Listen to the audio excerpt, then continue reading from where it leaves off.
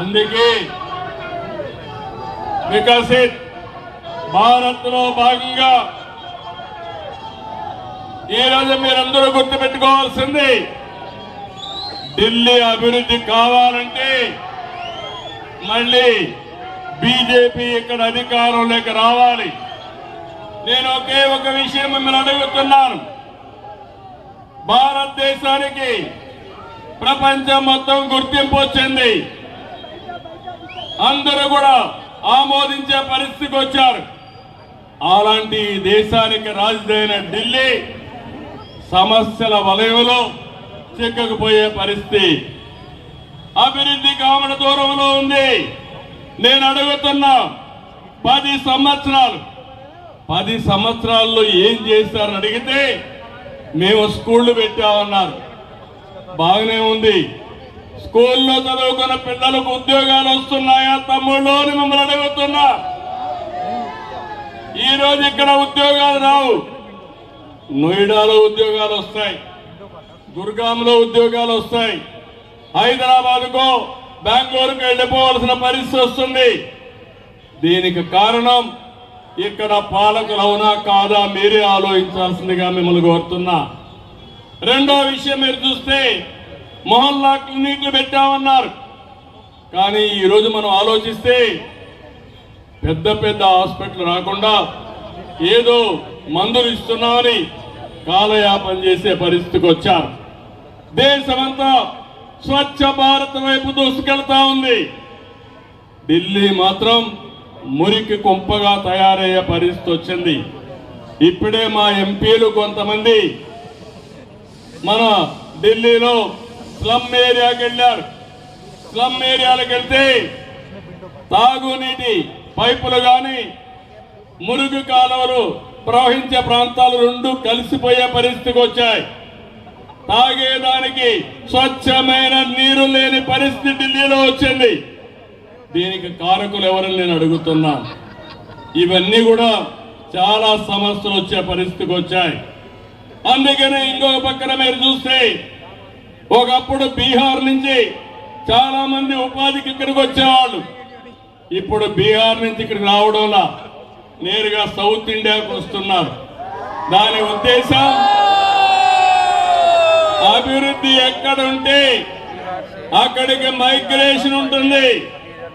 అలాంటిది అభివృద్ధి పూర్తిగా ఆగిపోయే పరిస్థితి తీసుకొచ్చే పరిస్థితికి వచ్చారు. నేను ఇప్పుడే వస్తూ చూశాను, ఎలక్షన్ మేనిఫెస్టో చూశాను. ఎలక్షన్ మేనిఫెస్టో చూస్తే BJP one of the best election manifesto ఇచ్చారు.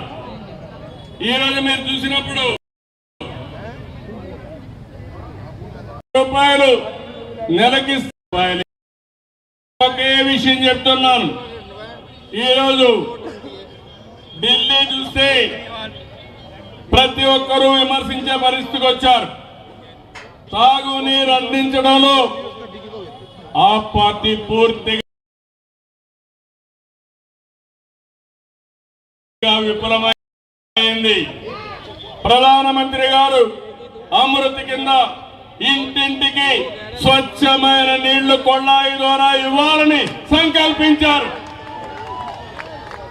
45% అందులో సబ్సిడీ కూడా ఇస్తున్నాడు. కానీ కేంద్రం సబ్సిడీ ఇస్తే దాన్ని అమలు చేయలేని అసమర్థ ప్రభుత్వం ఈ ఢిల్లీలో ఉందని చెప్పి కూడా నేను మీకు తెలియజేస్తున్నా. రాజధాని దుర్గంధ చరిత్రంగా మారింది. దీనికి కారణం ఎవరని నేను అడుగుతున్నాను. అదే గాని బీజేపీ ఉంటే నరేంద్ర మోడీ గారి నాయకత్వంలో స్వచ్ఛ భారత్ లో భాగంగా ఢిల్లీ స్వచ్ఛంగా తయారవుతుంది, పరిశుభ్రంగా ఉంటుంది. యమునా నది శుద్ధి చేస్తారని ప్రగల్భాలు పలుకుతున్నారు. నేను అడుగుతున్న 10 ఏళ్ళు అయింది. 10 ఏళ్లలో శుద్ధి చేయనాడు మీరు చేయగలుగుతారా అని మిమ్మల్ని అడుగుతున్నాను. తమ్ముళ్ళు మీరే చెప్పాలి. గంగా నది ప్రక్షాళన జరుగుతా ఉంది. మళ్ళీ యమునా ప్రక్షాళన జరగాలంటే అది నరేంద్ర మోడీ గారికే సాధ్యం. ఎక్కడ అభివృద్ధి లేదు, రోడ్లు లేవు, మౌలిక సదుపాయాలు లేవు. ఎయిర్ పొల్యూషన్ అయితే నేను కూడా మళ్ళా ఎప్పుడెప్పుడు వెళ్ళిపోవాలని చూసే పరిస్థితికి వస్తున్నాం.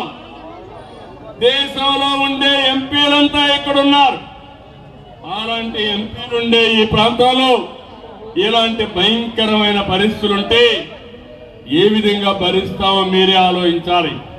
నేను ఒకటే ఈ సమావేశంలో కోరుతున్నాను, రాజకీయాలంటే అధికారం కోసం కాదు, ప్రజాసేవ కోసం. రాజకీయాల ద్వారా మీ జీవితాలు బాగు చేసి వ్యవస్థ రావాలి. అయారాం గయారాములు కాదు, ప్యాలెస్లు కట్టుకునే వాళ్ళు కాదు, ప్రజలకు చిత్తశుద్ధిగా సేవ చేసే వాళ్ళు కావాలి. కానీ ప్యాలెస్లు కట్టుకొని విలాసవంతమైన జీవితాలు నివసించే వాళ్ళు కాదని మీకు తెలియజేస్తున్నా. అందుకని నేను ఒకటే మీకు విజ్ఞప్తి చేస్తున్నాను, ఈసారి మళ్ళీ అభివృద్ధి జరగాలంటే, సంక్షేమం కొనసాగాలంటే, ప్రజల జీవితాల్లో మార్పు రావాలంటే బీజేపీ కోటేయాలి, కమలం గుర్తు కోటేయాలి. ఇక్కడ సంజయ్ గోయల్ గారిని గెలిపించవలసిందిగా మరొక్కసారి అందరికీ విజ్ఞప్తి చేస్తున్నా. మొన్ననే మీరు చూస్తే ఆంధ్రప్రదేశ్ లో తెలుగుదేశం, జనసేన, బీజేపీ కలిసి పోటీ చేశాం. అక్కడ పరిపాలనలో ఉండే పార్టీ అడ్రస్ గల్లంతైంది, డిపాజిట్లు కూడా రాలేదు. ప్రజలు నమ్మారు. డబల్ ఇంజన్ సర్కార్, డబల్ డిజిట్ గ్రోత్, అందరికీ ఉద్యోగాలు వస్తాయని నమ్మి ఓట్లేశారు. నమ్మి ఓట్లేస్తే 7 నెలలు 7 లక్షల కోట్ల రూపాయలు పెట్టుబడులు వచ్చాయంటే అది డబుల్ ఇంజన్ సర్కారు యొక్క ప్రత్యేకత. ఈరోజు నేను అడుగుతున్నా, ఇక్కడ హాఫ్ ఇంజన్ సర్కార్ ఉంది. డబుల్ ఇంజన్ సర్కార్ రావాలంటే మళ్ళీ బీజేపీ గవర్నమెంట్ ఇక్కడ రావాలి. గవర్నమెంట్ ఇక్కడ వస్తే నరేంద్ర మోడీ గారు ఢిల్లీ సెంట్రల్ గవర్నమెంట్ లో ఉంటే అభివృద్ధి పరిగెత్తుంది, సంక్షేమం సుజావుగా జరుగుతుంది. ఈ విషయం మీరు గుర్తుపెట్టుకోవాల్సిందిగా నేను కోరుతున్నా. ఢిల్లీ దేశానికి గుండెకాయ, ప్రపంచానికి ఆదర్శం. ప్రపంచ నేతలు ఇక్కడికి వచ్చినప్పుడు ఈ ఢిల్లీని చూసి ఢిల్లీ ఏంటి వాదిగా ఉందంటే మనందరికి కూడా కొంత బాధ కలుగుతుందని చెప్పి నేను మీకు తెలియజేస్తున్నా. అందుకని ఈరోజు మీరు చూడాలి, ఫ్రీ రేషన్ నుంచి వరల్డ్ క్లాస్ ఇన్ఫ్రాస్ట్రక్చర్ వరకు, జల్ జీవన్ మిషన్ నుంచి డిజిటల్ ఇండియా వరకు మోడీ గారు చేపట్టిన ప్రతి ఒక్క కార్యక్రమం భారతదేశ భవిష్యత్తు కోసమే చేశారు. స్కిల్ ఇండియా గాని, మేక్ ఇన్ ఇండియా గాని, ఎంఎస్ఎంఈలు గాని, నిన్న ఇచ్చిన బడ్జెట్ లో జల్ భవిష్యత్తు ఎన్నో కార్యక్రమాలు పెట్టారు. కడాన ఢిల్లీలో ఎంప్లాయీస్ ఎక్కువ ఉంటారు. 12 లక్షల వరకు ఇన్కమ్ ట్యాక్స్ లేకుండా చేసిన ఏకైక ప్రభుత్వం ఎన్డీఏ ప్రభుత్వం. ఇవన్నీ కూడా చూసినప్పుడు నేను మిమ్మల్ని అందరికీ ఒకటే విజ్ఞప్తి చేస్తున్నాను, మీరు కూడా ఆలోచించాలి. ఢిల్లీ అంటే బాగా చదువుకున్న వాళ్ళు ఉంటారు. మీరు కూడా అందరికీ చెప్పాలి, 11 ఏళ్ల ఎన్డీఏ ప్రభుత్వం ఆ రోజు మీరు చూస్తే 11వ స్థానంలో ఉండి ఈరోజు 5వ స్థానంలో ఆర్థికంగా ముందుకు వచ్చాం. అదే మాదిరిగా 2029కి 3వ స్థానానికి వస్తాం. అదేవిధంగా 2047కి నెంబర్ 1 గాని నెంబర్ 2 గాని అవుతాం.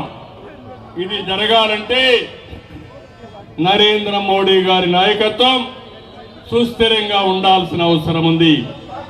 ఢిల్లీలో మీరందరూ కూడా ఆయన నాయకత్వాన్ని బలపరిచే విధంగా ఇక్కడ బీజేపీ పార్టీని గెలిపించవలసిందిగా మిమ్మల్ని అందరినీ కోరుతున్నా. కాంగ్రెస్ పార్టీ ఈ దేశాన్ని భ్రష్టు పట్టించింది, దేశాన్ని నాశనం చేసి కేజ్రీవాల్ ఢిల్లీని భ్రష్టు పట్టించే పరిస్థితికి వచ్చారు. ఢిల్లీ దెబ్బతినే పరిస్థితికి వచ్చింది. నిన్నే మనం చూసాం. ఈరోజు పంజాబ్ ఉంది.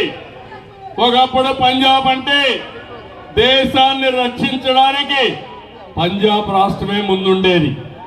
అదే మరి దేశానికి ఆహారం కావాలంటే పంజాబే సరఫరా చేసే పరిస్థితి ఉండేది. అలాంటి పంజాబ్ ఈరోజు చూస్తే బలహీనపడింది, ఆర్థికంగా బలహీనపడింది.